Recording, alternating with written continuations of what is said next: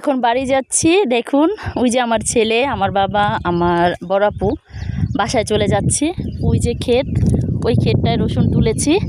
আর ওই যে আগামীকালকে অবশ্য ওই রসুন উঠিয়ে তারপর আবার নাকি ভুট্টার ক্ষেতের পাশে যে একটা আপনার পেঁয়াজ ক্ষেত আছে, ওই যে দেখা যাচ্ছে, এই যে দেখাই কাছে ক্ষেতটা আছে, তো ওই পেঁয়াজ খেতে আবার কালকে আবার পেঁয়াজ উঠানো লাগবে।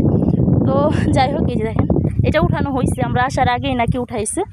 এই যে তাল গাছ খুবই সুন্দর, এই জায়গাটা খুব মানে খুবই ভালো লাগে এই জায়গাটা। ওই যে আমার সোনা পাখি যাচ্ছে। এই যে পেঁয়াজ ক্ষেত, আগামীকাল না হলেও পরশু পেঁয়াজ উঠানোর দরকার, মানে লাগবে। এই যে একটা ক্ষেতে পেঁয়াজ উঠাইছে।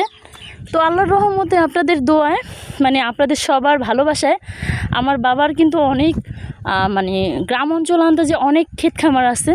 তো বাবা তো আগে শহরে ছিল, এগুলো দেখাশোনা করতে পারে নাই।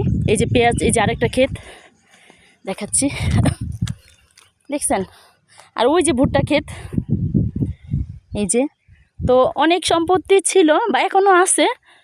এই ক্ষেতটা সম্ভবত বাংরি লাগিয়েছে, তো এখনও আছে। সেগুলো আর কি দেখশন করার জন্য, প্লাস এগুলো ভালো দামে বিক্রি করার জন্য, বিক্রি করে আবার চলে যাবে আমার বাবা।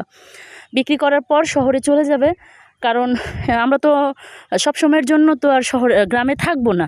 কোনো একটা সময় তো আমাদের, মানে আমার বাবাও চলে যাবে, যেহেতু সে একা, এখানে তাকে রাখা হবে না।